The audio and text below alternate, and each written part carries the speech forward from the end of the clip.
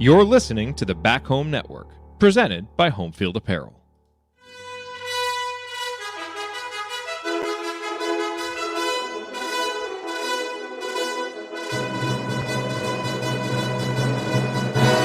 And welcome, Hoosier fans, to this week's edition of Assembly Call Radio, where each week we discuss the most important topics in the world of Indiana basketball. This is our 288th edition of Assembly Call Radio, and it is our 942nd episode overall of the Assembly Call, recorded here on the evening of April 27th, 2023. I am your host, Jared Morris.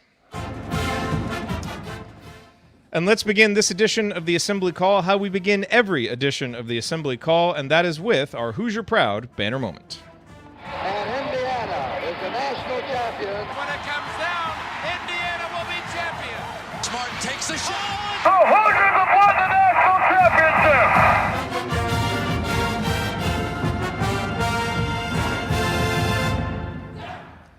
This week's banner moment occurred at 12:53 p.m. Central Time on Wednesday, April 26th. That is when Xavier Johnson tweeted simply, "God is good."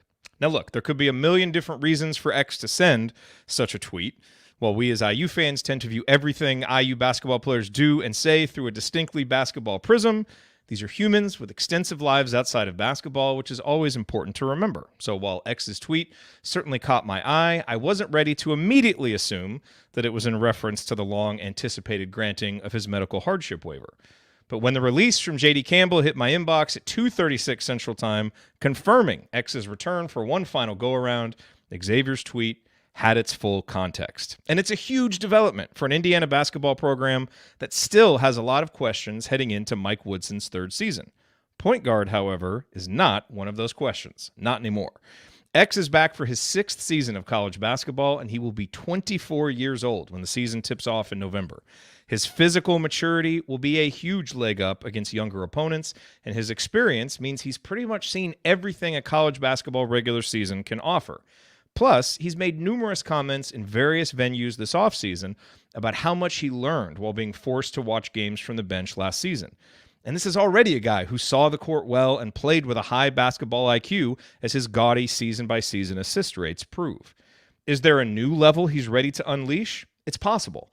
And it may be necessary given how much Indiana figures to lean on him next season. Which leads to the one obvious point of caution as we peer into the future and try to project how it's all going to work on the court. X's history of on-court and off-court issues make it fair to wonder how effectively he can lead a locker room. The hope is that an older and wiser X can put some of those emotional outbursts and poor decisions behind him to be more of the steadying hand Mike Woodson needs him to be. If he does, and I personally think he will, X has the potential to be an all-Big Ten point guard. Heck, it's not outlandish to think he could even be an All-American. And if he does, Indiana will have a good chance to extend its NCAA tournament streak to a third consecutive season. Any way you look at it, X getting his waiver is a massive piece of offseason news for Indiana.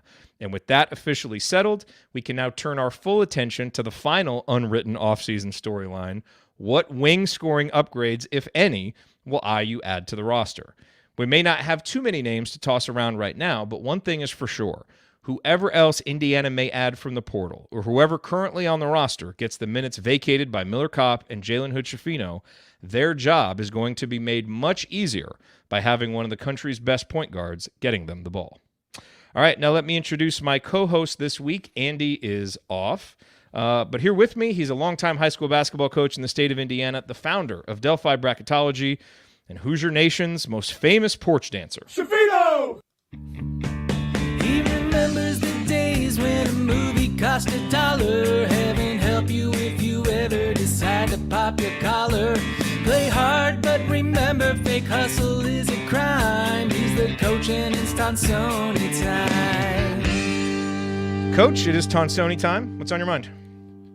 Well, just really happy that X is back. I think that gives Indiana a big boost. Anytime you have a veteran point guard that can run your show and show Gabe Cupps how to do things for a year while he's transitioning to college basketball, I think that just makes next year a lot more exciting. I know we have some holes yet to be filled with the roster, and we're all excited to see certain types of players come in. But this could be one of the biggest, if not biggest, ads, if you would, or I don't know how you classify it, but it wasn't official until the release. So I just think it's huge. I think offensively, if he can quickly get back to that heavy scorer at the rim, but also that 7, 8, 9 assist guy at the end of that first year, that just makes everyone so much better.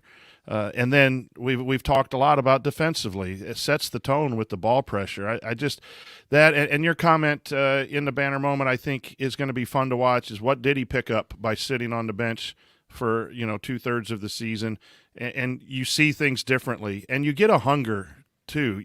When something's been taken away from you, you get a little bit of a hunger, and I think it calms people down because you know what you lost. And you're really glad that you have it, and you're going to make sure you make the most out of it. So there could be some growth as well because of his time off. So just really good news for Indiana to keep that momentum going next year. Obviously, we'll talk again about some more portal news and more about X in segment 2, but it was a big relief because I just wasn't sure. You kept saying it's going to happen, but until it did, you're like, whoa, if we get bad news, it's really going to be a portal mess. So, again, we got a rim runner, a really talented rim runner, and where we got Renew back, we got Galloway. We kind of got 4 starters, and if you want to add, Galloway to the bench, the pieces are starting to come together. It's a good time. By the way, I was just trusting the official legal counsel of the Assembly Call, our buddy Jay Horry, who actually dug into the bylaws and read them and was not worried at all because he said X, passed the math fine. So I was just trusting Jay. In this case, he was not mediocre. He was very on point. No. Usually you can trust Jay on like social events, like where to get good drinks and beer and comedy events. Those are where you trust Jay. Not on bracketology. Right. Yeah, not bracketology. Not on bracketology. All right. And also here with me, ladies and gentlemen, he is pulling double duty tonight. I mean, I don't want to say he's a hero, but in his own mind, he is. He's pulling double duty, talking IU hoops and covering the NFL draft for the Big Lead, where he is a senior writer. He also recently disoriented all of his Twitter followers by replacing his Sam the Eagle avatar with his own version of Blue Steel. So jury's still out on it, but it's going to take a little bit of getting used to, but that's okay. Analyzing players, finding every wrinkle. He hasn't ever hosted, never lifted a finger. He's got all the answers. Well, let me quickly add just one thing about this. Dude just interrupted his own jingle. All right, Ryan, what do you have to rant about tonight? What's been the worst pick of the NFL draft so far? So I think you got to break down what the Texans did by taking C.J. Stroud and then trading back up to number 3 to take Will Anderson Jr. from Alabama. That's really what we're all talking about tonight. Yeah, wow. It's quite a move. I don't know the last time we've seen something like that, but I got nothing else, guys. My head's been in that pretty much for the last. No, I guess Xavier Johnson's what we're all talking about because it's kind of been a slow last couple weeks for Indiana basketball if you don't count the people not joining the program. Yeah, I think that with X, I agree with what Coach said, is how does the fact that he had to sit and essentially be a coach on the sideline for most of the year change the way he plays? That can be really valuable for guys. So I think that just the fact that he had to step back and kind of view the game from another angle. Anybody who's ever had to do that before for an injury, particularly in basketball or football, it does change the way you look at the game. It changes the way you approach things because your thought process becomes, what would I have done there? You look at the mistakes, and instead of making an excuse for yourself for making a mistake like you would in a film session sometimes, you're watching somebody else make those mistakes or have those successes. And I think that it really can change your orientation for the way that you would play. But it's obviously huge. I think we all expected that he would be back. I think it was pretty much a 99% chance that he was coming back as soon as he announced. But there's always that 1% of the NCAA doing something really dumb. And you always have to factor that in to anything related to college athletics. Only 1%, huh? Well, I think that he fit the bill so well that you didn't think they could possibly screw it up, but there's always a chance. And Yeah, but it wasn't a 50-50 proposition. I think that we all thought that he would be back. It's huge for the roster next year. I think that even banking on him being back, there are concerns for next year. It's not like this solves all the problems, but it certainly is a huge step forward, because if you looked at, you had a very skinny freshman or Trey Galloway as your point guard next year if it didn't work out, or maybe you're converting CJ Gunn into a ball handler, and that's a heavy lift for next year. I mean, those are your options really, and it's a heavy lift for next year. So this changes it. It allows everybody to kind of take a step down that ladder a little bit, and makes things a lot easier for this team moving forward. Plus, you've got a senior leader that you really were missing on next year's roster. So big move, big day for Indiana in that respect. Now they've got to fill out this roster with what's left of the transfer portal or recruits or something. You got a couple spots left you desperately need to fill with some guys who can score the ball, some guys who can shoot the ball, finding those things that they've been missing on in the transfer portal so far. So this is a big step. I think, you got Peyton Sparks, who's a nice backup post. Then you get Khalil Ware. It's a big step there. This is another piece to that puzzle, but there's still a couple outstanding pieces missing. Yeah. Well said. Okay. Here's what we have in store this week. We've got kind of a loaded Hoosier headlines. As of yesterday, it didn't look like there was going to be a whole lot. And then we got some some news about visits and some other things with recruiting. We also got Indiana's, not the full schedule, but at least the home and away splits of their Big Ten games. So we'll talk about that. We'll dive a little bit more into the return of Xavier Johnson. And then, of course, we will hit the mailbag at the end. All of that coming this week on Assembly Call Radio. But first, let's talk about our presenting sponsor. Home field apparel, wear one for the team. That's right, ladies and gentlemen. This episode of Assembly Call Radio, just like all shows on the Back Home Network, presented by our friends at Home Field Apparel, where they have the largest collection of vintage IU apparel that you will find anywhere, with so many, old logos that people have loved and wish that they would come back. Well, Home Field goes back. It's what they do. They, go back into the archives of different colleges and universities, pull these old logos out, breathe new life into them, and they've created a business around this. And it's not even just college. They actually have Colt stuff. So here on the NFL Draft night, if you're excited about the pick of Anthony Richardson, go get yourself a Colts hoodie, because they have that there too. They're always expanding their product line. And what's great is, as nice as their designs are, it's almost not even the best part. The materials are so comfortable. They last through many washings. And you've got something for every season. There's T-shirts, there's crew necks, there's hoodies. There really is something for everybody at Home Field Apparel. I'm pretty sure Coach has bought every item they've ever released, or at least close to it. Because it's cool stuff. Even if you're not a fan of the school, sometimes they just have cool designs. But if you've got friends or family members who are fans of other schools, it's a great place, kind of a one-stop, shop to get everything you need. It's Home Field Apparel. They came up through Kelly. They employ a lot of people in Indy. We love working with them, and we hope that you will enjoy shopping with them as well. You can go to homefieldapparel.com, use our promo code HOME, and you will get 15% off your entire first order. That's promo code HOME for 15% off. Again, the website, homefieldapparel.com. Wear one for the team. All right, guys, let's start going through some of these Hoosier headlines here, and we'll get to the recruiting stuff in a minute, but I want to start with the schedule.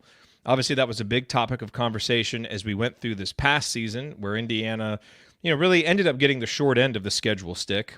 Some of that, just because of how the schedule kind of laid out, and other parts of it where certain teams were better than you expected. Northwestern was certainly better than people expected. And so you have to couch any offseason discussions about schedule with that understanding that we don't really know who's good and who's not good yet, because the rosters are so much in flux. But when you look at it, Indiana got double plays. That means you play home and away against Maryland, Minnesota, Nebraska, Ohio State, Penn State, Purdue, and Wisconsin. Certainly Penn State with a new coach, they have a lot of question marks. Nebraska figures to be a little bit better, but they still have question marks. Same with Minnesota. So some of those teams, that were projected to not be good this past season, that Indiana only played once, they will get to play twice this season. And then there are single plays at home against Iowa, Michigan State, and Northwestern. So Indiana will not go to those locations, and they will play away at Illinois, Michigan, and Rutgers, so they won't be playing those teams at home. Coach, what is your initial reaction to Indiana's draw here in terms of home and away? It's so hard with the portal and the transfers and knowing even what we usually do in the off season is predicting kind of what teams are good and bad. And then that changes even after we know the roster. So there's a little bit of difficulty, but I like having Michigan State at home because I think, they're projected right now to maybe be a top team and you want to have them at home. The negative is and only you play gotta them play once. yeah, and you got to go to the nice. rack, and you don't have Rutgers at home, and that's just been a really tough place for Indiana to play. And I think that's a team Indiana should beat. They probably should beat them on the road as well, but it's just proven to be a tough team. And right now, I think you like a couple of those double byes right now. But, a Nebraska could pop. They had a really good run at the back end of the Big Ten. So you really don't know. The good thing is the schedule's out, and now you can sit there and, I've already thought about, are there some away games I can get to next year? And, that always takes a little bit of the off-season, drought out of your way. You could always go back and what if because the schedule. And so – I think it's going to be a little bit better than what we had last year, but like you also were correct in saying it could flip on a dime with a couple, couple recruits or just some momentum like Northwestern had. So, yeah, those are my initial thoughts. The Michigan State at home is nice to do that, and I also think Rutgers or not Iowa at home too is good. We've always struggled against Iowa, but get them at home. Maybe you can get off the schneid beating them, and then I'm glad we're back at the Kohl Center because we got to win there Got to at end some that point, right? stupid streak. Woody has ended all the other streaks, and he had a Exactly. 24-point So lead at halftime. His one time playing at Wisconsin. Yeah, I think we that was lost the the damn game. I think it was the game I got some backlash because afterwards I ranted so hard that I said, I hope the plane ride home sucks. I was so mad. And let's not do that again. Yeah. Anybody, please. I know. I know. Man, isn't it ironic? Like, the one thing Archie could do was beat Iowa. He could beat Iowa, even at Iowa, and we just, that hasn't happened. So I agree. It's nice to not have to go there. Michigan State, I think, is the one team right now, assuming Hogard comes back, that you project to be really good. Purdue, obviously, it's going to depend on whether Edey comes back or not. So we'll see. It's nice to have, but there's not too much to take away from it now, except for the fact that the prohibitive favorite in the league, Michigan State, you're only playing once. That certainly is a good thing. If Edey comes back, it doesn't come back. I know we said this about Ivy and all those other guys too, but Purdue does not look scary without him, right? I mean, am I the only one who's? I mean, I know that they tend to bounce back. They'll win their 12 games, but yeah, they won't really do but much they else. don't look like a team you're fearing though. I mean, at the end of this year, they weren't a team you were fearing anyway, and I think a lot of us had them out of the tournament pretty quickly. But with Edey back, they look like the odds-on favorite probably in the Big Ten. Without him, I mean, Painter always figures it out, and they always perform better than expected. This year was yet another example. But without him, they don't really have anything that scares you. I mean, it really just depends on what kind of jump Smith and Lawyer make from. Of course, that's sophomore huge, year. and that's the obviously, big and they're going to question have a ton of experience and all of that. But their front court looks, something that would be easy. full to of guys dominate. we recruited. Well, and that's the thing is that I know that they've talked up, Kaufman Wren making a big jump, but I mean, I don't see it.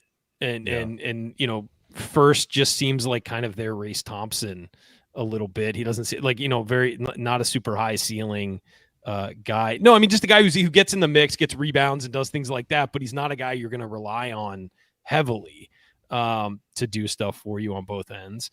So If yeah, I was Race Thompson, I would be offended right now. Oh no, I mean that's his ceiling is sort of as a Race Thompson energy, play some defense, grab some rebounds guy, but he's not TJD or a guy who's going to dominate for you, despite the fact that he's a very highly ranked recruit. Doesn't seem to have a huge ceiling. So that's gonna be interesting how they move. I think I think the best option for him would be to come back. Quite frankly, I don't think he's gonna get taken very high. So I would think so. All right. So we've got a couple of visit news, and we'll hit one of these in this segment, and then we'll roll the other one over to the next segment. But let's talk about the big news that broke late this afternoon, which is that 5-star Mackenzie Mgbako is planning a visit. Adam Zagoria broke this news, and then Jeff Rabjohns, I saw, reported that the visit will come May 5th through the 6th. So he is currently at St. John's this weekend.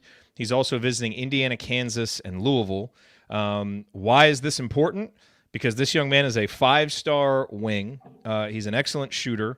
And he originally was committed to Duke, but when Kyle Filipowski decided to come back, he decommitted and is now opening up his options. So, 5-star guy, he was ranked number 7 overall in the class, played in the McDonald's All-American game. You watch him play, and the first thing that jumps out is he just has a really, really nice shot. It's repeatable, it's consistent, it's a good release, his feet are there. It's the kind of shot that really, you kind of look at it and it projects well to the next level. Has good athleticism, not great athleticism, but just does a lot of things well. If you're looking for a player comp that isn't perfect, but that just gives you a little bit of context, to me, he's kind of a more athletic Christian Watford. Is what I saw watching film of him. Here's a throwback. Obviously is a guy who would be huge for Indiana to get, considering that we need scoring and specifically shooting from the wing. This is the kind of guy, if for the 3rd straight year, Woody can go get a 4 or 5-star guy late in the cycle, that you would project. This is a guy that you would project to come in and get minutes right away. Whether it'd be a starter or not, I don't know, but he certainly would fill that need. Now, it's a little premature to start talking about all that. He needs to take his visits, and we need to see what happens. But given the dearth of news we've had over about the last 10 days, saying that a 5-star guy is visiting and knowing, Woody's history of being able to succeed in these short recruitments, I think it's fair to have a little bit of optimism and excitement about this recruit, because the player is very, very good and absolutely fills a need. So, Ryan, what was your initial reaction when you saw the news? Huge. I mean, it's huge. You want a little bit of a comp from Mgbako as a high schooler, a little Luol Deng to his game a little bit. Kind of a bigger guy. You're right, Christian Watford, very skinny comparatively to him, but there's some game translation there. But as an inside-out guy at his size, not Luol Deng, who we saw in the NBA years later, who could barely move, but a guy who that's who he reminds me of from high school. He can kind of score at all 3 levels and has some good size. Not a crazy athlete, but for you see a guy highly rated at his size, and you're like, oh, he must be able to jump out of the gym too. Not really, but a very skilled and advanced basketball player for his age. So I was very shocked that he didn't go to Duke, that he didn't wind up at Duke. So here's my thing about this recruitment. It's going to be difficult. I would say Indiana's got to make it so he doesn't take another visit. Just overwhelm him while he's there, get him whatever NIL deal he needs, and don't let him leave campus without a commitment. I really, that's where I'm at with it. It seems like if these guys leave, they wind up not coming, because whoever has the last word in these recruitments tends to win because of NIL and because of all these other, factors. So yeah, you really don't want him going to Lawrence or going to Louisville, given their recruiting success. Absolutely not. Do not let him leave campus, Indiana. I don't care if you have to slash the tires in the town car you get for him back to the airport. Like, just no. Do not let him go without a commitment. Joel, that's a joke. That is a joke. That's not very much a joke. Everybody in instructions. Town, don't. It's bad. Bad. But also kind Stay of away do from it. his But tires. don't. But maybe. But maybe. No, we're kidding. Anyway, so yeah, I think that's just you've got to lock him in. You've got to lock him down if you can. And if he leaves and he goes to the other schools, it's real tough. I mean, a lot of these quick recruitments, it's the team that has the last word. So, and you're seeing that in the transfer portal as well. So, lock him in. Yeah, and look, Coach, they're going to have to sell him. It's not like they have a ton of film to show him of a guy playing his role that's going to play the way that he's going to want to play. This is not Miller Kopp. This is, a guy who can get his shot off in more situations, who can score at more levels, obviously a better athlete, just a higher level player. So they don't really have a ton to show him film-wise. So they're really going to have to paint the picture for, look, we're going to play differently this season. We have open spots on the wings. The usage and the shots, it's going to be more heavily weighted toward our wings than it's been in the past because of Trace. That's a difficult sell when you don't have the film to actually show a guy like this. But if he can see past that, there's a lot of opportunity for him at Indiana to step right in and be a featured player.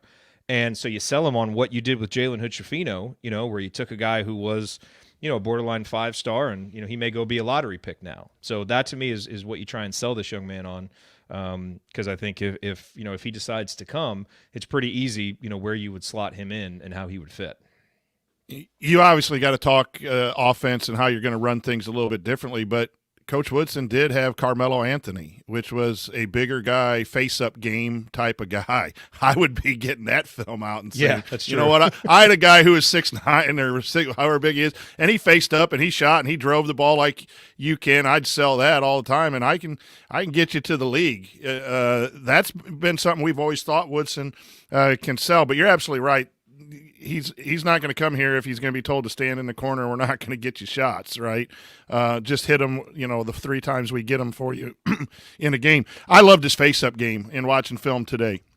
His ability to attack off the bounce, play a little bully ball in there, get in there, post up if he can. He's definitely a 3, a little bit on the slow side for a 3, but he also has the game to play some pick and pop 4 and stretch the floor. I mean, Caleb Banks and him, I'm not comparing them at all, but that long 3 is interesting to me. If the ability to dribble, bounce, and guard some people with length, I like him there, but I wouldn't be opposed if you needed to slide him down to the 4 and be able to play some 4. And that's a quick highlight video. Everything looks good on the highlight video stuff, as we've talked all off season. But I like big players who have the ability to use the bounce and face up. We need 4 face up players around 1 post player, and that you need 2 bigs in the Big Ten. But that second big needs to have some face up game. That'll be interesting to see if Renew can develop that, if he's going to play that 4. That's kind of where I liked Ledlam more as the 4 than the 3. But this guy, man, I heard about it and went and watched. Holy cow. If we, I'm not for, slashing tires, but, I'm not saying slash, maybe poke a little hole, pinhole that can be patched later. Like, don't cost anybody any money, but, Just delay a flight or something, Again, totally kidding, guys. He would be a great addition to Indiana if Indiana can pull it off. Just great. Here's what you sell him on. You're going to be our team's leading scorer next year. That's what you say. Whether or not that's true, you sell him on, we're going to put the ball in your hands to create offense. We've got a point guard to get you the ball. We've got a post guy to give you some room on the perimeter. We're going to give the ball to you on the wing and let you go beat teams. It's going to showcase you for the NBA draft. And Duke's not going to do that. Kansas, you'll be surrounded by a ton of guys who can score. Louisville, who knows what the hell's going on there. That's a good point. But, you're going to be a showcased guy the same way Jalen Hood-Schifino was after Xavier Johnson went down. There's nobody in front of you, though, and there's nobody to share the ball with on the wing. You are going to be the guy as far as perimeter scoring on this team. That's how you imagine the versatility too. You got that point guard pick and roll, get to the rim, point guard. You got the rim runner, and you got some pick and pop guys at the 4s and 5s. And now if you slide him into the 3, who can create and do things, all of a sudden that makes all of us happy, right? Him. Yeah, go ahead. Yeah. It's a if you get him, all you need is to find a pure shooter who can do literally nothing else. That sets the offense up. Because you can cover for him on defense. With your length, you can cover for him on defense. Woody will make him a little bit better defender. But yes, Zaislav is the perfect example. You just need one guy to space. Even if you get a guy like him who's that dynamic, you also feel a lot better about Galloway and CJ Gunn splitting the minutes at the 2. Sure, absolutely. I'm just saying the roster as a whole. But, the roster as a whole needs a knockdown guy. And Trey Galloway, God bless his percentage this year. You still don't consider him a knockdown shooter because it was limited opportunities and all of those things. You need a pure shooter, a guy who will because even Trey Galloway does not strike the fear into defense because his shot still looks a little awkward. He's a basketball player. He's not a shooter. Yes. You know? No, exactly. But even with his high percentage, you could tell teams weren't super afraid of him because they were waiting for the other shoe to drop. What you need is defenses to be afraid of a shooter so that they overplay him on the perimeter like they did to Miller Kopp pretty much all year, because that opens things up for everybody else. We've talked about that for years. That's the point of having that shooter, is to open things up for everyone else. It isn't necessarily that he's going to make 3 threes a game. Or average 3 threes a game. It's that it opens things up. And then when they have to leave him because the rest of your offense is balanced, that's when he gets the open looks. Exactly. Just dream a little bit. If I know he's visiting, so there's a likelihood we can get this guy. We haven't had news in a couple weeks, so let's indulge this a little bit. So let's dream a little bit. There's some dudes on that floor. Like Xavier Johnson's a dude at point guard. Like, he's a dog. He gets after it, right? Ware showed some athletic ability. And we all know that he's got to get that work ethic and he's got to do. But, boy, if it explodes, he's there. We know Renew, if he can avoid some of his pitfalls of fouling and that. I mean, the dude scores double digits without hardly doing anything. If he gets – and then you put this guy on the floor, like all of a sudden you're getting that athletic body, that NCAA athletic guy, long wingspan, guys that can do multiple actions. So this is, and again, we're maybe setting ourselves up to be disappointed, like the Ledlum and the Connect and all of that. But the bottom line fundamental is like he's going after the right kind of dudes. He's just got to get it done. We're not going after, a bunch of Coach Tonsoni lookalikes, that could just shoot and play defense, right? We're going after some dudes. Team would be way too tough, handsome, though. Coach. We'd be Team tough. would be way too handsome. Yeah. We would be tough. We'd get loose Very balls. slow. Yeah. We'd play with a high basketball IQ. Very And the deliberate post-game movements. spread would be way too expensive for that roster. All right. Yeah, look, it's fun, to have a guy like this coming on campus. We'll obviously talk about it more when the visit happens and, if we start to hear good things. But as you said, Coach, it's really what's exciting about it is you have to get more guys like this on campus. Indiana doesn't have a very high close rate right now, of these high-level players, and you just have to give yourself more options. Like, other schools bring a lot of these types of guys on campus, and then you kind of whittle it down, and you end up finding, a guy, and maybe you land 10, 15, 20% of them. You just got to get more of them on campus, and so it's good. Whether it's this guy or the next guy or the next guy, it's just good that these are the kind of guys Indiana's getting on campus, and like you said, now we got to close one of them. And if we happen to close this guy, I think he projects to be an impact player as a freshman at a position of need for Indiana, which would be huge. Okay, coming up here on the Assembly Call, we've got some other transfer portal recruiting news. We will talk about that next, as well as break down some more of the impact of X's return. We have some questions from you all on that, so we're going to answer that next. Stick with us here on the Assembly Call. Be right back.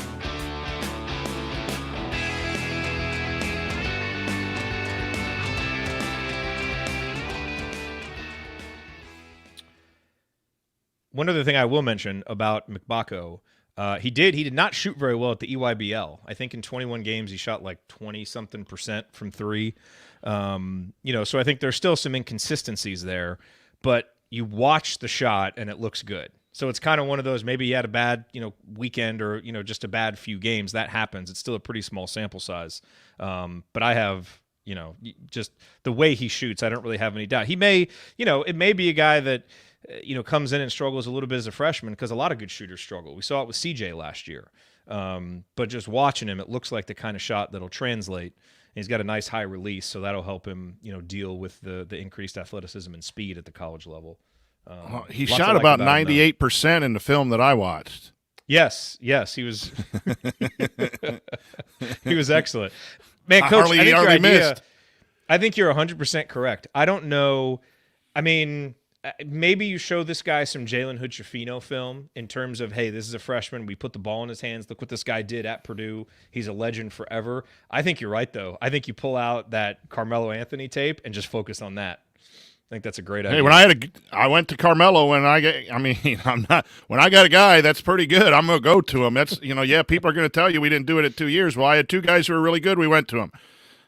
When I was with the Knicks, we had a good guy. I went to him, and Woodson's good when he gets in there. I think he's good at closing. Mm-hmm. But yeah, we'll just leave it there. Yeah, just keep getting these guys on campus. All right, let's go on. Segment 2. Here we go.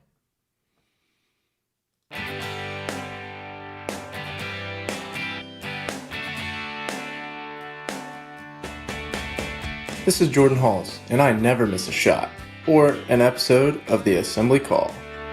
All right, thank you, Jordan. Welcome back to the Assembly Call. I'm Jared Morris here with Ryan Phillips and the coach, Brian Tonsoni, and we are walking you through another week of Indiana basketball news, which, again, didn't look like there was going to be much, but we've had a busy 48 hours. And another bit of news that came down is another visit that is happening, a transfer portal visit, and this is one that had been talked about. And I think a lot of people kind of, pushed it off to the side because it's a big man. And, in Indiana got Kel'el Ware and Peyton Sparks. It seems like, okay, with Malik Renew and then Caleb Banks, who could potentially play the 4, maybe we're set when it comes to bigs. But they've got Anthony Walker on campus from Miami, so familiar with him. He played 15 minutes in the game against Indiana in the NCAA tournament. He's been at Miami for 4 years, so he will be a grad transfer. And it's really interesting. He was recruited like in the 200s, so wasn't a highly regarded recruit. Had a decent sophomore season where he played 26 minutes. I think he scored 9 points a game, but on a really bad Miami team. They went 10-17. The last 2 seasons, when they've been much better, he hasn't played as much. So he played 14 minutes per game as a junior, just 10 this season. And is a guy who, just from a statistical perspective, not a lot jumps out on the page at you. He has taken 141 threes in his career. He's only made 29 of them. He's a 66% free throw shooter, so I don't think he really projects as a guy who's going to be an impact shooter. He does have decent block and steal rates, so I think he can, he's a guy who can maybe help you replace some of the disruptive defense that you lose with Race Thompson. Not a great rebounder for his size, doesn't draw fouls, but is 6'9", athletic, can defend other bigs. And, Coach, I think, when you look at this, I understand why some people look at this and it doesn't make sense. Because it's like, why are we getting another big guy? We have Kel'el Ware, who's penciled in to start. We've got Malik Renew. Peyton Sparks is back there to back those guys up. And then we want Caleb Banks getting minutes at the 4, to help him develop. So this seems a little superfluous, and if you bring a guy like this in, is he going to be expecting a certain number of minutes? The 2 things that have kind of made this make sense to me, number 1 is, as we learned last season, a position of depth can turn into something very thin quickly with injuries. And especially in this conference, it's nice to have some big man depth. And so I can see it from that perspective, given that we have 3 scholarships. It's not like if you take Anthony Walker, you can't go get wings. And the other thing is, one thing that we really know about Woody that everybody has said is he does not BS you. He's not going to lie and make promises on the recruiting show to get you to come. So I have a feeling, whatever they're telling, Anthony Walker about minutes and Peyton Sparks, that those guys would walk into this situation with their eyes wide open. And that there would maybe be a little bit less risk than if you're saying, hey, we're going to play you 20 minutes and you 20. I have a little bit less fear of that. So, I think if you get this guy, it's not like he changes the ceiling and you're like, oh, wow, this is a huge addition. But given that we have 3 scholarships open, I can see the argument for why this is a nice depth piece, at a position where it's nice to be deep in this conference. I would just be a little bit worried that if you're getting a guy like this, you've got to make sure that you don't, let someone like this who's not a part of the future of the program eat into the minutes that Caleb Banks is going to get at the 4. And so that would be kind of my big question if you bring a guy like this in. But we'll see. He's on campus for an official visit. I don't think the staff would bring him on if they weren't serious about him. And I can understand, their perspective on it. But it'll be interesting to see, obviously, what happens. What was your reaction when you saw that he was coming for a visit? Well, the first thing is I think Caleb Banks is more a 3. I think they're just going to slot him as a 3 and try to groom him for a 3, whether he's ready this year or not. I think he's going to be a 3. But he could play both, the 4 though, if needed. That's what I mean. Yeah, he could play both. When they go small. But what I sent you guys in the text is we had 5 post players or 4 post players and Geronimo, who wanted to be the 3 but got most of his minutes at the 4. We had 5 on the roster last year and 8 wings. Right now, we only have 3. So I said that a couple of weeks ago when we were talking about what's going to happen down the road, and I said we're going to add another post, and everyone's like, "Oh no, we need wings, we need wings." Well, I'm not denying that we need wings, but we have 7 wings right now and 3 post players with 3 spots open. So if you go 2 wings at whatever 1, 2, 3, all that's positionless, and you get another big, you have 3 deep on positions 1, 2, 3 if you go traditionally, and 2 deep on 4 and 5, and I think that's just smart. Now you got to get the right guy who's going to come in and understand. You might play 5 minutes, you might play 16. If Renew gets 2 fouls in the first 2 minutes, we're going to need you to play. And the key thing to being competitive, I believe, is that there's not a huge drop off. There was a huge drop off if we had to go to Logan Duncombe, and we didn't have to go to him an awful lot. But there also was at some point with size, Geronimo never really – he had some moments at the 4, but if you can get some people where the drop-off isn't that great for those 10 to 12 minutes. Now, the problem, I think, is on the other end. Like, why would that young man want to leave Miami and then come to Indiana for a similar role? And again, if you can sell the tradition, the candy stripes and all that, and they want that experience and they're okay with it, because the NIL money is drying up at Miami.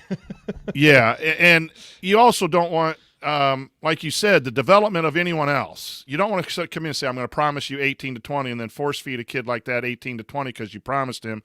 And then maybe you have Caleb at the 4, or that takes some of Renew's play out of there too. I'm not a big proponent of that, but I did think that they needed to add one more 4 or 5 as a depth piece, and then go get that knockdown shooter and Mgbako or whatever else, and then you got guys back that you can develop, and some Newton and Cups, and I think that makes an interesting roster depending on those 2 wings. So I see why Deloach was here, but obviously Deloach probably wanted a bigger role. Yeah, the kid from VCU, right? And so, this kid comes in. If he wants a bigger role, he's not going to be here. If he wants to be a part of the greatest program in NCAA history, then he can sign up. We'll give him some candy stripes and play your 8 minutes a game and enjoy your last year. But I think there is going to be one bigger player, or one player who can play that 4. Maybe you get Mgbako, and again, you have multiple guys who can slide down there, then maybe you don't take him. But they need one more guy, I think, for depth. He was a role player on a Final Four team, so maybe we. Yeah. Yeah. Look, Ryan, what were your thoughts? Here's one angle to this that's interesting: is that Anthony Walker went to Brewster Academy, which is a place that I know Indiana has recruited from before, and I think that this staff would like some inroads there, the same way they'd like inroads to a place like IMG Academy. There's always those type of stories going on. Is he that? I believe we just added a walk-on from Montverde too. I saw that. Wow, wonder why. Wonder why they do that. No, but I think that establishing relationships is a big deal, and even if this guy's going to play 10 minutes, 15 minutes for you, the fact that you've established a relationship with a place that he went to school. I know they've looked at guys. This staff has looked at guys from there before, maybe didn't get them. Didn't Filipowski go there? Was it Filipowski? I don't know.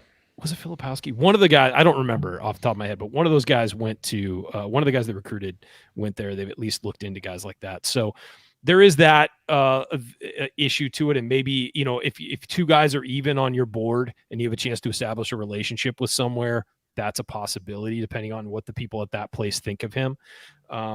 But yeah, I would say roster construction wise doesn't make a ton of sense to me.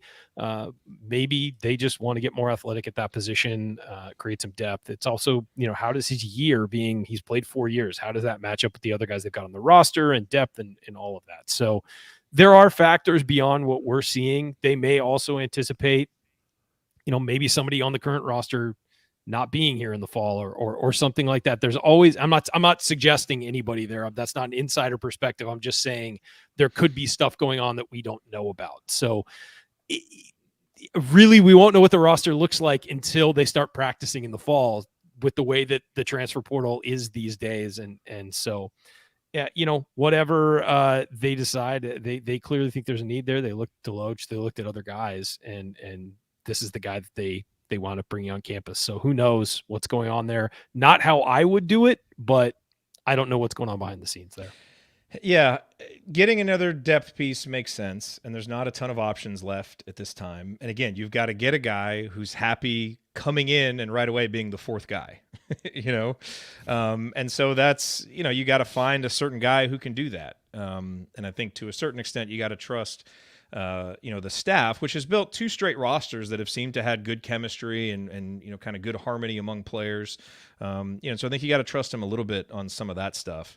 And it would be different, again, if Indiana only had 2 scholarships left and you're taking this guy, I would have bigger questions. I'm less worried about it considering the fact that they'll still have 2 other scholarships. This is a grad transfer. So even in the worst case scenario where this doesn't go well, it's not really setting you back. So that's, to me, the downside of it is pretty low. Again, assuming he doesn't cut into the development of Malik or Caleb, and we won't know that till the season. I get why, people have questions about it. It's maybe not one that you're super excited about just because of the ceiling, or it doesn't necessarily raise the ceiling, but I can see the depth angle. So we'll see what happens. He's in Bloomington. Hopefully he enjoys his time, and we'll see if he ends up being a depth piece on the front line for the Hoosiers. Okay, so that is all the recruiting news. As we kind of surmised, there were some things happening in the background, and it sounds like the staff maybe has wanted to keep things a little bit quieter, and so we haven't been getting as much news. But we finally got some this week, and I would now expect as we start to wind toward the transfer portal deadline, which is May 11th, and then players have to declare their intentions for the NBA draft, we're going to start seeing a lot more action here as we move forward. Ryan, Coach, let's talk a little bit more about the impact of Xavier Johnson coming back. And, I think what's really interesting to think about, and Ryan, you alluded to this a little bit, based on X's comments, is, where can X get better? I think, we obviously, got to see him play a full season his first year here. Last year was, abbreviated by the injury. But where do you think he can get better? He talked about maybe being able to see the game better. Does that help him rein in some of the decision-making and make him a little bit more consistent? From a shooting perspective, can he maintain? He's basically been a 37.5% three-point shooter since he got to Indiana. Can he maintain that? Can he become a guy who increases even his foul rate getting to the lane? That's one thing. I think that's one of the underrated things that Indiana missed last year when he was gone. Because it's not something Jalen did, which was get all the way to the bucket and get fouled. X would get fouled. He's a good free throw shooter. So I'm curious from your perspective, Ryan, what are some areas where you think he can get better in his final go around? Because I think we have a pretty good understanding based on this season for every place he's going to help Indiana on offense and defense. But where can he actually maybe get better in his Consistency. Consistency. That's what it is. That's the thing that's missing from his game. I mean, even starting this season, after that run he had at the end of 2022, starting this season, he was up and down. He struggled with dealing with Jalen Hood-Schifino on the floor and everything. Yeah. And it looked like the beginning of his first year at Indiana. So I don't know how you smooth those things out, but you need the same effort from him every single game. He gives it defensively, but offensively, he needs to find consistency from game to game, play to play, possession to possession, half to half, whatever. He needs to be the same guy, and he needs to be just smooth and to lean out those rough patches. We also need to see him stop talking to officials. That's the other thing. Not because it's wrong to say something when an official gets a bad call, but he obsesses on it. And it takes him out of his game. We've seen that in both seasons he's been there. When he stopped doing that his first year on campus, that's when he took off. Yeah. Well said. Coach, do you anticipate X having a bigger impact on the offensive end or on the defensive end? Obviously, his impact is huge on both. Yeah, I'm going to say probably right now I'm going to lean defense because I thought Indiana took a little step back, and I think that's probably where Hood-Schifino suffered a little bit more. He didn't have the ball pressure, and he got driven a little bit more than what X will.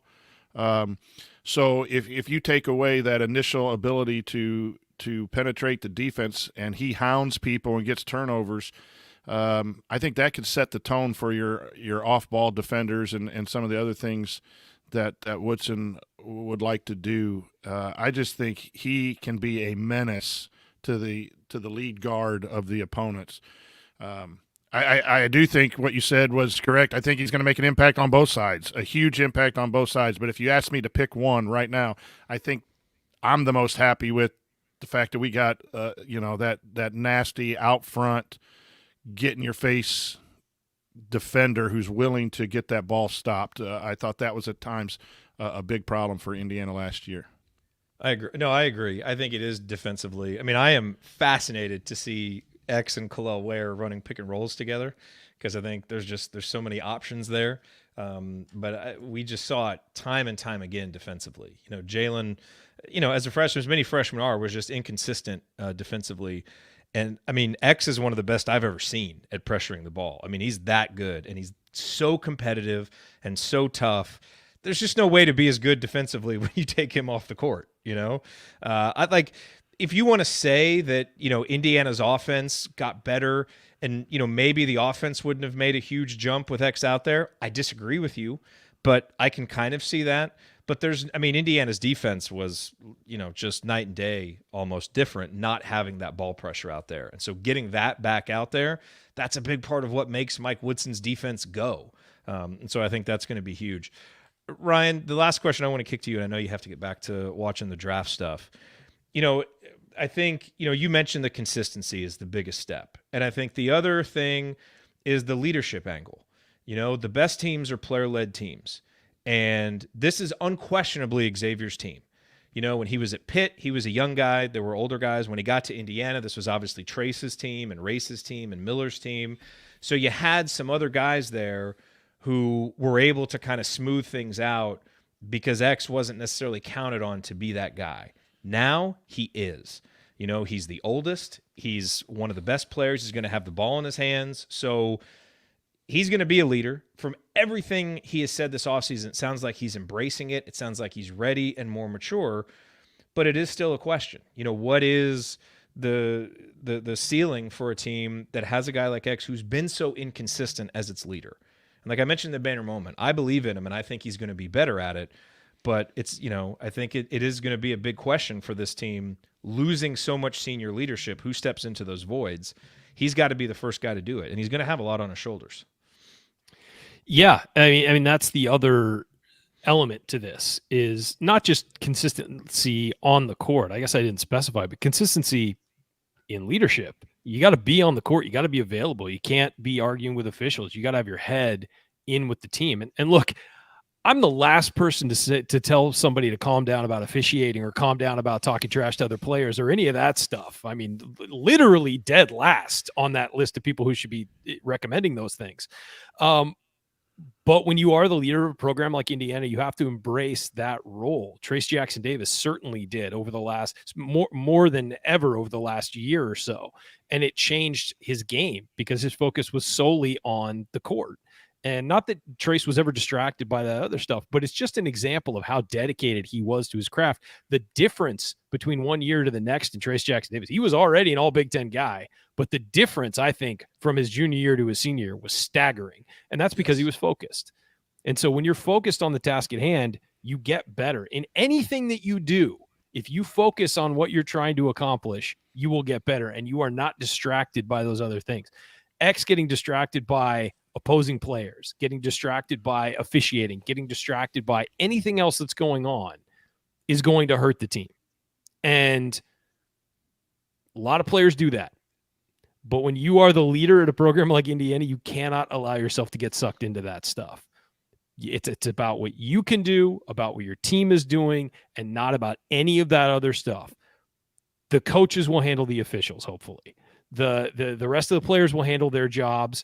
And if a player's talking trash to you and trying to get in your head, show it to them with the way you play, not with words and not with actions on the court. So those are just the things he has to do. And he's a fiery guy. It's in his nature to want to fire back at a bad call or an opposing player or any of that, or the bench, and or talk to the much bench. rather slow a guy down than have to speed him up. Exactly. Sure. I love that fire for him. And you can tell it kind of gets in his head. And he wants to shut a guy down defensively and all of that stuff. I love that about X. But now that you're in another position, a higher level position within the program, you got to let that stuff go. It's not worth it. You have to focus on you, what you can control, what you can accomplish, and focus on your team and not the other Paul team. Mulcahy is not worth it. Yeah, not at all. And absolutely true, Jared. Nobody else is worth it. The guys in that locker room are who you're fighting for. You're not fighting for personal animosity between another player or personal issues with an official. You are the guy that everybody's going to follow and everybody's going to look to set the example. And that example cannot be what it's been in the past. Yeah, and look, X has been here for a little over 2 years, and he's had 2 off-court incidents. Getting suspended for the Northwestern game, obviously the issue that he had last offseason, and so I think we all believe that he's ready to put that stuff behind him, but it is part of his Indiana resume, and it's unquestionable that kind of stuff can't happen anymore. Like that needs to be a thing of the past. And I think, based on kind of the growth that he's shown, I'll be pretty surprised if anything like that happens again. But he's got to be available, he's got to be on the court, and he's got to be setting the right example for the younger guys. Because he's now at a stage, because of his, just physical maturity and how much he's developed mentally, that he's going to be able to go out there and succeed on the court. But the new guys coming in, Gabe Cupps, Ja'Kai Newton, they're going to be looking at his example. And they're going to have to, be working hard and doing all the right things. And so he needs to be that kind of leader. And I believe in him. I think he's going to. But I understand why those are questions. And as we start to look into, to this season, that is, kind of one of those elements of variance for what this team can be. But I'm so glad he's back. We missed him a ton last year. I think he's one of the most fun guys to watch play since we've been doing the show. Because you're going to get 100% effort from him. And that's why he's won over Hoosier Nation. For a guy like him that talks as much as he does on the court, has had the issues off the court, he doesn't necessarily profile as a guy that Indiana fans will fully embrace. But I feel like most fans have fully embraced him because you see how much he cares, what he does, off the court in the community, all that stuff. I think he's a good dude who's made a couple of bad decisions. And I'm pumped to see what he can do in his senior year, and I'm glad he's back. Any final thoughts, Ryan, before you go off and give grades to draft picks that haven't played an NFL game yet? Yes, that's welcome to my job, Jared. I was gonna say, let's hope there's some good news this time next week that we can talk about and dig into. More good news, I'll say. We'll see if what comes of it, but let's hope we get this offseason to keep going and keep improving. And great news about X, and really thrilled to see him play next year. And hopefully, he's got some new some new teammates within the next few weeks. But great to hear for X. I'm happy for him, happy for his family, and I'm happy for Indiana that we get to have him around. I feel like we were robbed of a really fun season with X this year, and it'll be nice to have it back next year. Absolutely. All right, thanks, Ryan. Go follow Ryan at the Big Lead. He'll have lots of NFL draft coverage. So let him pan your favorite team's draft pick. Follow me on Twitter with the distracting avatar. It's What's the story behind that picture anyway? So work had wanted me to they're kind of shifting social media strategy to have us more involved on social media, and they want us to have the same picture on most social media accounts so people can recognize us.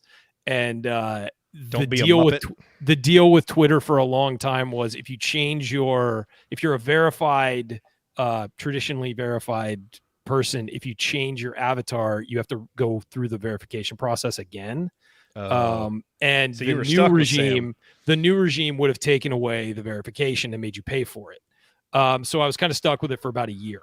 And, they knew why it wasn't a big deal. The company knew why it wasn't a big deal. But as soon as they took our check marks, I finally had to change it. So, that was the story behind it. That had been the avatar since the account started. It's the exact same picture had been the account since it started. Because that's why it's so disorienting. I know when we started Rumors and Rants, because that's my old website's Twitter account. For those who don't know, that's why it's Rumors and Rants and not my name. And then I just took it over. But you had to put a picture on it, and our logo was being created at that point. So I didn't have a logo to put, and it was about a year-long process to get the logo created. And so I was like, well, Sam the Eagle's kind of our spirit animal. Here you go. And I put that up, and people liked it. And so I didn't want to change it. We were also like a fledgling site. I didn't want to change it and have people not associate that with us and be like, who am I following? So I left it, and then it just kind of stayed for a very long time. So I thought it was funny after a while. I just left it, and then I was kind of stuck with it for about the last year. I keep looking. I'm like, who is this new guy I follow that's tweeting about the Padres? I don't need another one of these. Like, oh, he's way more handsome than I thought. All right. All right, Bye, man. everybody. See ya. Have a good one, Ryan. Coach, a couple final questions here. Paul asked, is Xavier still recovering, or is he 100% ready to go?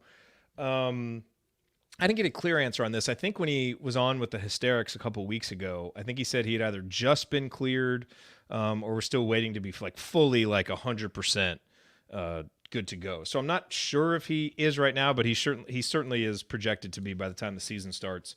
And I don't think he's going to miss any workouts this offseason. So no real concerns there. And this isn't the type of injury that should linger or be at a high risk of re-injury. I think once it heals, he should be ready to roll. And then from our buddy Leland, does X returning help or hinder IU getting players through the portal? It can't be much worse than now. Come on, Leland. Glad X is back and that particular concern is over. I would say, if you agree, Coach, I mean, it absolutely helps. If you don't get X, you basically have to go full speed ahead to find an experienced point guard, and that puts you in scramble mode. Now, you've got one of the best point guards in the country, and so I think to anybody that you're talking to, you're coming into a much more stable and potentially productive situation because you have a guy who every year he's played college basketball has been in the top 50 in the country in assist rate. I mean, he's, consistently had better assist rates than Yogi Ferrell, to give Indiana fans context. So I think it would make it much, much easier, especially for the wings that Indiana is trying to target, because, having a guy like X is just going to make things easier for everybody. Yeah, you can sell his ability to create offense for himself and for others. That's a huge selling point to bring people on. We've talked about IU's got to make sure that if you're going to get a 2 or a 3 in traditional positions to come in, you're going to have to run some stuff for them. Unless you're just getting a kid who wants to come to IU as an upgrade from where he was at, it was a situation I think a little bit with Miller Kopp type of a player, right? But X is a selling point. We got a 6-year player at point who knows what's going on, who can really create offense. I'd show him those games too of X getting 7, 8, 9 assists. I mean, this is a guy who's going to be finding you. We're going to work to get him back in shape, and he's going to find you. You're open, and then if you're not, shot, fake, and drive, like the Mgbako talk that we had. So, yeah, I think X coming back helps the team because people not only want to come to the program, but they want to come and win, right? Mm-hmm. And so that adds and just went up. So, that it's a positive. Okay, let's get on with the mailbag, Coach. Coming up here on Assembly Call Radio, it is mailbag time. We got several good questions from folks in our community, and we will answer them next. Stick with us.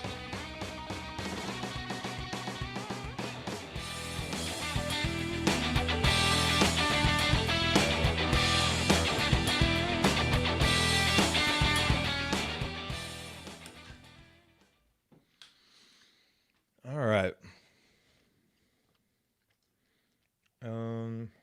Okay, so we got a couple good ones here. I will say, Coach, sorry, trying to finish eating something. The other thing, I mentioned this a little bit earlier, but gosh, it felt like, we were constantly wanting.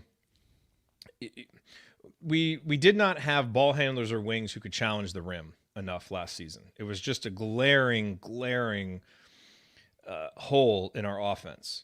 And so, we've spent a lot of time talking, obviously, this year or this offseason, hey, we need guys who can shoot, but we also need guys who can attack a closeout, who can get to the rim, who can score in multiple ways. Your offense can be a certain level with a guy like Miller Kopp making 45% of his threes, and that's hugely valuable. But if you've got a guy who can maybe make 38% of his threes, but then can also attack the rim and do some things, I mean, it's a different kind of challenge for the defense. And the other nice thing that X brings is he gives you that from the lead guard spot. And we didn't have that from Jalen last year for everything that he could do. That wasn't one of them. But X gets in the lane. He's a pretty good finisher, and he gets fouled and draws fouls. And there were so many games last year where we were at a foul deficit for a lot of different reasons, but part of that is we just didn't have guards who drew fouls. And X does, and he makes free throws. And I think that's an underrated element he's going to bring to the offense, which isn't just can you run the pick and roll, can you get people set up?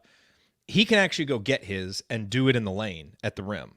And that's a really, really important component to have. And if you can then add a wing who can also do that, that's the kind of dynamism that you see from teams that make runs in the NCAA tournament, which we just were not capable of doing. And even though our offense was better last year, it was so limited, in the amount of things we could do. And that's why Galloway got a little more run, is because his ability to drive the basketball, now finishing at the rim. But yeah, you definitely, if you had your wish, the three would be able to shoot 40% from three and be able to attack and dunk at the rim and get fouled and shoot, when you get that with some bigs and a point guard, now you're talking about a team that can compete and get to the Elite Eight and the Final Four. We just saw that.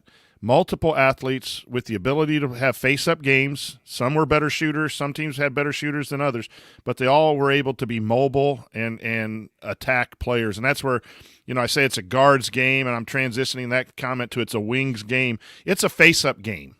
The game of basketball is facing the basket and shooting or attacking in a variety of ways, with post-ups still there, but post-ups are more secondary options, unless you have a guy like TJD, obviously. But you're watching the Celtics and Atlanta. I mean, it's in the third quarter and there's 180 points. I mean, they're scoring and they're shooting, and you got Jokic from Denver dribbling the ball up and getting triple doubles because he's assisting out of the 5 spot, right? The game has just evolved to that face up ability with multiple skills, and you can win with a bunch of players with individual one-dimensional skills if you piece them together and have good motivation.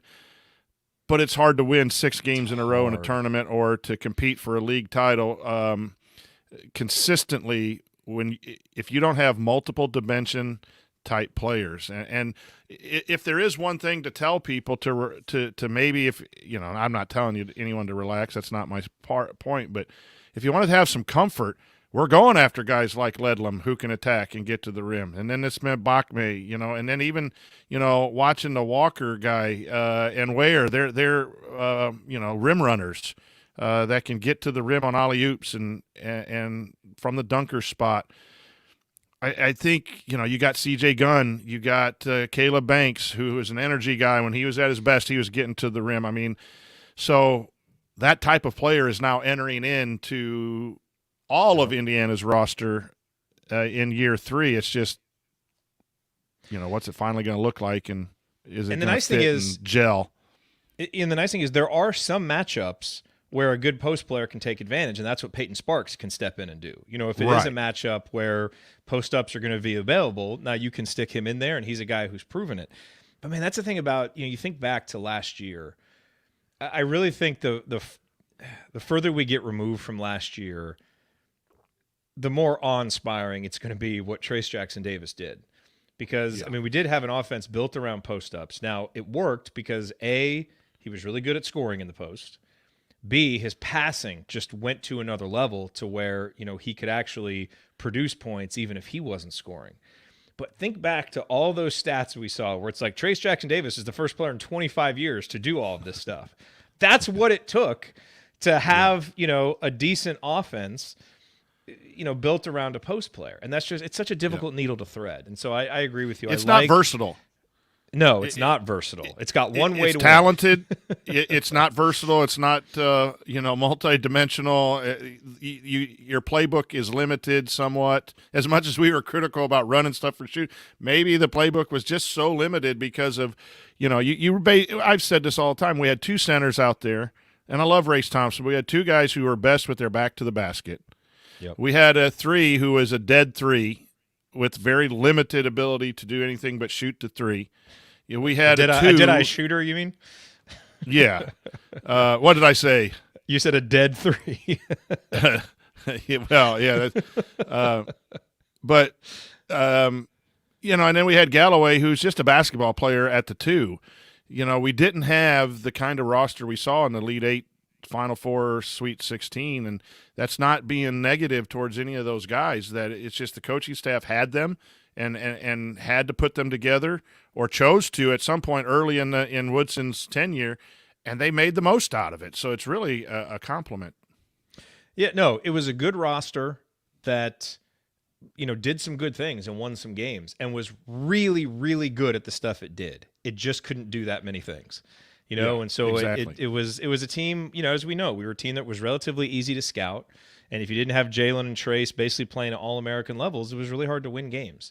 And that's the hope now is, okay, maybe we don't quite have the star power, but if we have more ways to win and we can be more versatile, that should help us throughout the season and certainly in tournament play. And I think, we've hit a little bit of a lull here in terms of adding new players, but I think the 10 guys that we have, you start to see that. And that's what is encouraging. Now, can they complete it and get it ready to, win and compete in the Big Ten by next season? We'll see. Hopefully they can at least just keep the momentum going as we look towards some of those future recruiting classes in 24 and 25. But let's hit up segment 3. You ready? Yep. Here we go.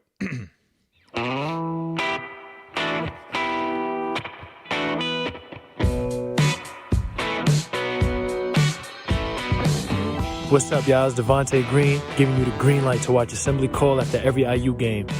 Just don't listen to their opinions about shot selection. Remember, you miss 100% of the shots you don't take. Go Hoosiers. Thank you, Devontae. I'm Jared Morris here with Coach Brian Tonsoni. Ryan Phillips is off covering the NFL Draft for the Big Lead. So he will not be with us here for this segment, but we are going to jump into our mailbag questions. All of these questions submitted via our private IU basketball discussion community. You can learn more about it at assemblycall.com/community. We still have a lot of stuff going on this offseason, so we'd love to have you join us there. Coach, let's hit these. First question from Jared. Any portal news, even if it is a rumor? What is the toughest Big Ten road game for us next year minus Purdue? Toughest home game? I know this is tough without knowing the full roster. So, Jared, I know you submitted this question before the news about Walker and Mgbako.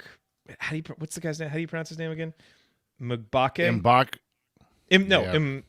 Mgbako. That's right. God dang, I practiced this for like a half hour. Mgbako. Okay. So that's that's kind of the recruiting news that we have at this point.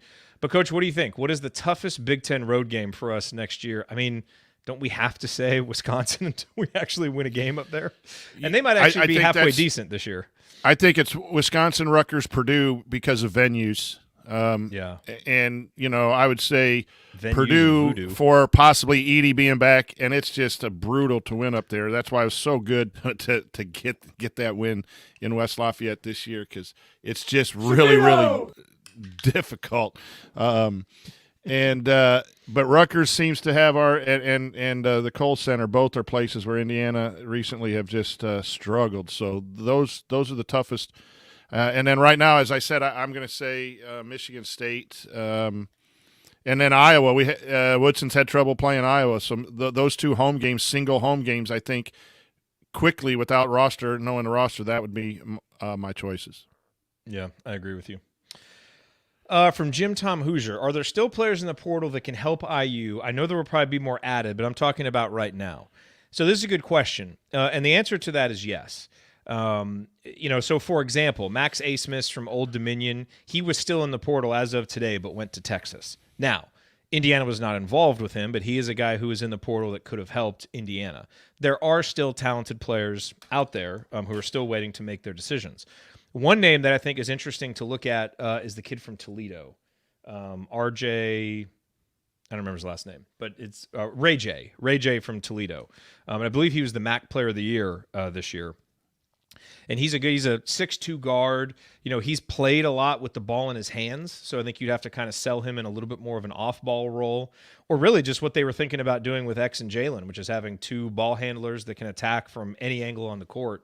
I think he'd be a great fit. Now, a lot of people think that he's probably going to go to Illinois, but I'm not sure that that's as done a deal as everybody said when he first put his name in the portal, because he hasn't announced it yet. So that's a guy that if you see him take a visit to Indiana, I'd get very interested in, because I think he profiles as exactly the kind of guy Indiana needs on the wing. Fair questions about how that would translate moving up a level. But even if he, takes a 10% dip in terms of productivity and efficiency, he's still a really good player. And we are starting to get a little bit later in the portal, and so you might not be able to find the perfect guys. That's the thing with Walker. You want a little bit of depth. He may not be the perfect guy that you would want to get, but the game of musical chairs is starting to end, and you want to make sure that you have depth instead of not having depth. And so we're reaching that point now where we need scoring from the wings. We may not find, Victor Oladipo and Greg Graham to play the 2 and the 3, but we've just got to find players who, are proven and can score. And so I think there are some of those guys, and Ray J from Toledo, I need to find out his last name. He's one of the guys that I would look at as still being in the portal who could help. His name is Ray J. Dennis. Very good player. I don't know if there's any other names that you've been keeping your eye on, but there are still guys out there. I had a list of wings 6'4" to 6'9" that were in the top 40 by The Athletic or someone like that. You can go to a webpage and find a list of players, and I don't know if they are absolute fits for what Indiana wants, but I was looking at guys 6'4" to 6'9" that had some ability to shoot the three, looking at their three-point numbers. And at one point last week, there were 12 such players size-wise who had an ability to score. Again, 8 points to 12 points, nothing. Do you have huge, eligibility? Can you score? Yeah, I mean, and those were listed by The Athletic as the top 36 currently available out of what, 1,300? I mean, there are just tremendous amounts of young men in the transfer portal, but these were picked by this writer to be the top 36, and they're kind of like 12 wings that kind of fit the prototype, if you would, of I think what we're all looking for and what we're gathering Coach Woodson and staff are looking for. Have no idea the level of interest, if they've been contacted on IU's radar or they want to come to IU or not. But it's those types of players. So to answer your question, there are players that are wing players with size, with some ability to shoot, some ability to get to the rim. And so Indiana's doing their due diligence. They know they need those players as much as we do. And they're watching film every day and have a handle on that. And even people who are outside the top 50. Yeah, that's what I'm saying. They have a plan. Whether they get A, B, C, or they have to go all the way down to player Z to get it, they'll get someone that'll try to help them get better. By the way, someone on Brad says, what's the status of Nathan Childress? Congratulations to Nathan Childress, who transferred Indiana Wesleyan, right? Where he's going to have a chance to play. And he's a pretty good player. We didn't obviously get to see it. He's not a D1 level player. But good athlete, has some skills, and so it'll be fun to watch what he's able to do there. Great program there. Coach Greg Tonigal at Indiana Wesleyan. Is he still there? Was a LaPorte Slicer? I believe so. Home of Coach Tonsoni. That's right. Great basketball minds come from LaPorte, Indiana. That is right. Okay, from Jeff. Here's an interesting one. The Big Ten commissioner has frozen all the league rosters where they are for next year.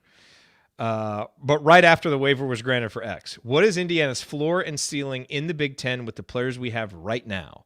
Who is the breakout from last year's bench? What freshman is able to contribute meaningful minutes? Does Anthony Leal get on the floor? Well, if you only have 10 guys, you probably need both freshmen to contribute some minutes if that's all you got. So, look, I don't think the roster that Indiana has now, you probably look at a Michigan State. Again, I guess if you assume that a guy like Hogard is coming back, I think you would still put Michigan State up there. I think Indiana obviously would have holes. I mean, you would probably pencil in, Coach, I would say Trey Galloway and CJ Gunn, or maybe Caleb. It would probably be Trey Galloway at the 2, and then either Gunn or Banks at the 3, along with Renew and Ware. Obviously there's a lot of talent there and there's a lot of ability, but some question marks. So, in terms of ceiling, certainly this team would have the ceiling to compete for a Big Ten title and a top 4 finish. Because if you're talking ceiling, that's, okay, Kalel Ware making a big jump. That's Malik Renew making a big jump. That's CJ Gunn and Banks. I mean, Indiana has some guys. I know we're all looking at what's next. Indiana's got some guys that have talent and have ability, and with more minutes could make a jump. Now, we all want to be a little bit more certain about it and would like a little more proven production, because usually if you have 4 guys who can make a jump, 2 will and 2 won't. It's, not usually everybody. But there is talent and ability. So I think ceiling-wise, especially compared to what else is out there in the Big Ten, which none of the rosters outside of Michigan State, look all that impressive, Indiana would have that. But then, I think the floor could actually be pretty low. I think there's a lot of variance with the roster right now because, you're really counting on Khalil Ware, and that's obviously a guy who struggled as a freshman. You really need Galloway and Gunn to make a jump. Are they ready to do that? Banks has to be ready. You're going to rely on freshmen. So I think, the floor is not an NCAA tournament team. So that's to me why I want more proven production, because I think it can help you smooth out some of the development of the young guys that you need, because you got a lot of sophomores that you're hoping can make a jump. And so I think if you can just get some more proven production, you raise that floor without really taking away too much of the ceiling. And right now with what we have, I see a huge gap between what could be possible based on this question. Do you agree with that? Yeah, I'd be a little bit higher on the floor. When you got X, a 6, that, and you have a Ware who even if he's marginally better, he played 26 minutes to start the season, was averaging over 10 points a game before he had a little decline. And Renew and Galloway, I think that it would be a team in the top half, 8, 9 at worst, floor of the Big Ten, which puts them in a bubble team at worst. Not, I just think that the program's got some momentum. Be on the bubble. They'd be a bubble team, and I think they'd likely maybe get in 10, 11, 12 type deal with the roster that they have. I think teams take falls, though. Look at the guys that Michigan had this year, and everyone was predicting them to be really good, and they didn't make the tournament. But it would have to take another injury, some kids not getting much of an impact, a jump from their previous years for Indiana to not make the tournament. I think the leveling would be 9-10 seed, 6-7 in the Big Ten if everything frozen right now in the Big Ten.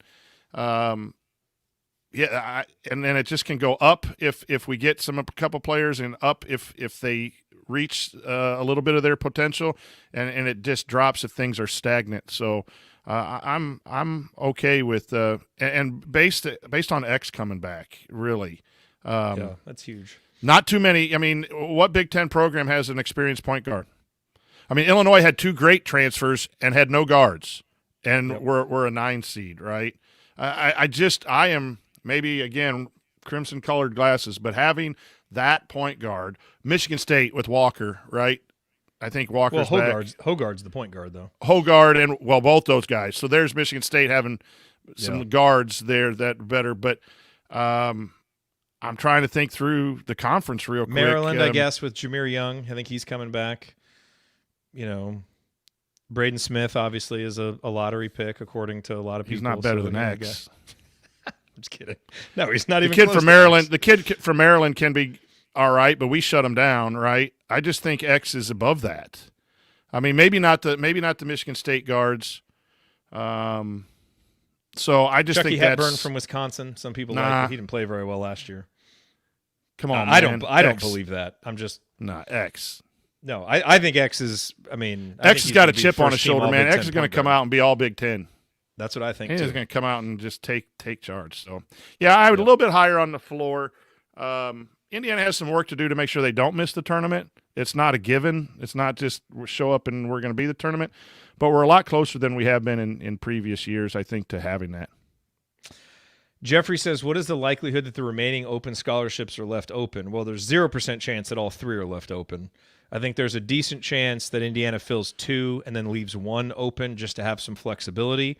But if they get Walker, then I would not at all be surprised to see them use all 13 scholarships. Maybe they won't. I mean, I think, I think the staff is high on Gabe Cupps. I think they, believe in CJ Gunn. So I don't think it would, obviously Trey Galloway. I think they would be okay going into it if you only add one more wing, but I think ideally you would get 2. And so in that case, then you would use all 13 if you add Walker. They're going to fill at least 2. They're not going to enter the season with less than 12 guys on scholarship. I don't The interesting thing is, does Indiana think they need 2 starters and move Galloway to the bench in the portal, or do they need 1 starter and then get some depth pieces? So if you need 1, that's got to be a wing. Right? Yep. You got to go get the best wing you can possibly can. Then all of a sudden, a kid like Walker makes sense, right? Because it's a depth piece. He's good with 10 to 15 minutes. He wants to play at IU. Then you go get a wing that's like that as well. I want to spend my senior year in Assembly Hall, coming in, shooting threes off the bench, that type of thing. So that's another way that I've calmed down with the transfer portal too, is because I believe we're looking for 1 starter. I think Galloway's going to start. If we could snag 2, that gives us some bonus, right? I think right? we entered it hoping for 2 starters. Now it gets a little bit more realistic, and you're probably thinking, okay, if we can get 1 on the wing, we're feeling good. With Galloway's insurance, because you wouldn't feel bad if Galloway's starting. Yeah, but you'd have to again, and maybe the expectation should be we hit some really good portal like Shannon, and that Michigan State got 2, but. We got that one in Ware. If we get 1 more starter and you get 2 starters in the portal is really to get that mid-range, guy that fits this little piece to make you a little more solid. That's where you probably have a lot more success. Yeah. No, there aren't many guys with star potential, and we got one of them. Yeah. So. Yeah. And we got one of them. Yeah. He may not end up being a star, but boy, if he got does. The potential, though. Couple notes here from the chat. Dominic asked who runs point guard for the Wolverines. Well, Doug McDaniel was running it this year. I think they want Jalen Llewellyn to be that guy. Was a transfer. He's healthy. Yeah. Yep. He got hurt. Him. And then Justin reminded us about Push-Off Bowie, who is testing the They've entered NBA the draft, though, right? They're testing the waters. Yeah. He and Audige. Yep. So we'll see if they come back. All right, let's hit a couple of these real fast. Lisa says, what are your thoughts as to why Jordan Geronimo hasn't been picked up from the portal yet by a team? I did just see that he tweeted, news coming soon, so that may change. I would say with Jordan, he's got options. He took a few visits. I think Maryland, Boston College, George Washington maybe was one of the other ones. I think some of the names I saw. I think the challenge with anybody looking at Jordan Geronimo is the same challenge that we had with Indiana, is where does he play? He's a tantalizing, ball of athleticism and energy, and when he's confident and in the flow of the game, he can be really impactful, like we saw last year in the Big Ten tournament and the NCAA tournament. But there are too many games where he kind of seems uncomfortable or out of place. He doesn't really have a position. It depends on the matchup. There are some times when he can play, when he can go against a 4 who's maybe a little bit undersized and uses athleticism. But I think that's always the issue with Jordan, is he's a terrific athlete, but hasn't yet shown he can be a consistent basketball player. And so I think you've got to have a real vision for where he fits and an understanding of your conference, who he's going to match up against. Those are the issues that he faced at Indiana. And so I hope that he finds that fit. But that to me is probably the issue. If you're a coaching staff looking at him, it's like, man, it feels like there's a lot of potential here, but we've now seen him play for 3 years. We understand the limitations. How is he going to, fit into what we're going to do? And I think you need to have a real plan for what that's going to be. And unfortunately for Jordan, it's not playing the 3. I just don't think that's realistic unless he drops down a level and can, the guys at that position are just not as good as they are up here. Do you have any other thoughts on Geronimo? No, I think you're spot on. He's not smooth at the 3. And he's not big and strong enough necessarily to play the 4 at the high levels of college basketball. Great kid, high energy. Wish him all the success in the world, but it might benefit him to drop down, not to Division II or NAIA I'm talking about, but to a mid-major where he can have matchups and be a nightmare matchup-wise. But, the Big Ten, ACC, some of those, I'm not sure he has a position. You might see a school that's in the bottom that needs to take a chance to get some athletes, bottom of a big conference, take a chance and run him out there. But his ball handling never progressed to the point where you feel comfortable with him at the 3. The shooting, streaky at best. And then at 6'6", he's strong enough to guard a little bit in the post, but I just think that's the issue facing him, and he's got to find the right fit. But he could be, he could really be a good asset in a smaller Division I conference. Agreed. Look forward to watching him. We'll be rooting for him, that's for sure. From Ken. Absolutely. While hoping for more players to be added, what would most likely be our starting 5 given the present roster? Well, I think it would be X, Trey, CJ, Malik, and Kalel, and I think you could have an argument about whether it's CJ or Caleb at the 3. Right. I'm guessing you would side with CJ because of the shooting, and I know, the guy shot 8% last season, but again, as I've mentioned many times, guys who take as many shots as he did, even at a lower percentage, if they return to college basketball their sophomore year, they tend to make a huge jump. So until we see CJ struggle as a shooter this season, then I would be concerned. I'm still not concerned. His track record as a shooter is good. He's got good size to be able to play that position. I have really high hopes for him this season. So I think he'd be the guy. But Caleb Banks in that scenario, Caleb Banks would almost be like your 6th starter. And if Malik Renew is in foul trouble or, CJ struggling, or if you even want to go with more size and you slide CJ to the 2 and put Caleb at the 3, you'd have a lot of different options there. Now, that's not necessarily ideal to have all those guys in your top 6. I think you'd rather have them a little further down the rotation, especially early in the season, so they can develop. But that's how I would see it playing out if it's just these guys. I'm really sold on both of those guys. And again, it's just at what point are they ready to contribute consistently? Yeah. I'm not ready to say that's going to be at the beginning of the year, so that your comment of pushing them down a little bit makes sense. I'd probably go with Caleb at the 3 just to get size, rebounding, his ability to make hustle plays. I thought CJ was really better guarding on the perimeter and doing those things. Wouldn't mind either one of them. But I think CJ's more of a guard, the old traditional 1 or 2, and Caleb's more the 3 or 4. And I think having his length out there, so I would probably lean and just flip yours, but it would be down to those 2, I think, on the current roster. Yep. But I'm sold. I'm sold on both of those, but they need to get better. And I'm sold on them, not necessarily for the first game November 9th or 8th or 10th or whenever it is either. It could be, that they got to develop throughout the year, and by the end of the Big Ten season and Big Ten tourney, they're ready to contribute at a higher level. But they are the type of dudes that we need in the program, athletically, length, ability-wise. Yeah, it's one of those, I'm not sold on them being impact guys in November, but I believe enough in their potential that I'm sold on giving them consistent minutes to develop to get there. And there may be, it may be one of those things where it's like, man, CJ and Caleb really struggled in that Kansas game, and we lost to Kansas at home. But if they got those 15 minutes, those 15, 20 minutes, that's big for their development, and that can help you in February be an even better team. And that's not to say that they couldn't play better than that, but it's tough to say you're sold necessarily when you haven't seen the production from them. But I get what you're saying, because I feel the same way. I believe in the potential, and I want to see them on their get potential. Minutes. Yes, you cannot sold on their potential. You can't bury those guys on the bench to win games in November. You have to play them, let them develop, and it's going to make you so much better. And I believe in their work ethic and their talent, their ability, the size. Like, those are the kind of guys we have to develop. Have to. Well, and Jared, the thing for me was when they got their opportunity, they were all over the place. Yes. Like CJ almost played too hard and too fast, like especially with his shot. I think that's why his shot was so off. Like, he wanted to shoot, and he was so quick, and those guys wanted it bad. Like, how many times did we see Caleb get a tip on a rebound or dive they were hustling all the time. Dude, and a lot of times when changed games when he came in. Yeah, when you don't get run, you kind of might get a little selfish and think it all has to be offense or it all has to be a certain thing.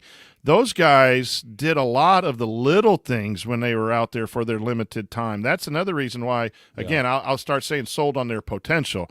I'm not sure that we've seen what they can do yet to be comfortable with them, but I think in time, those 2 will be Hoosiers we'll really like to watch.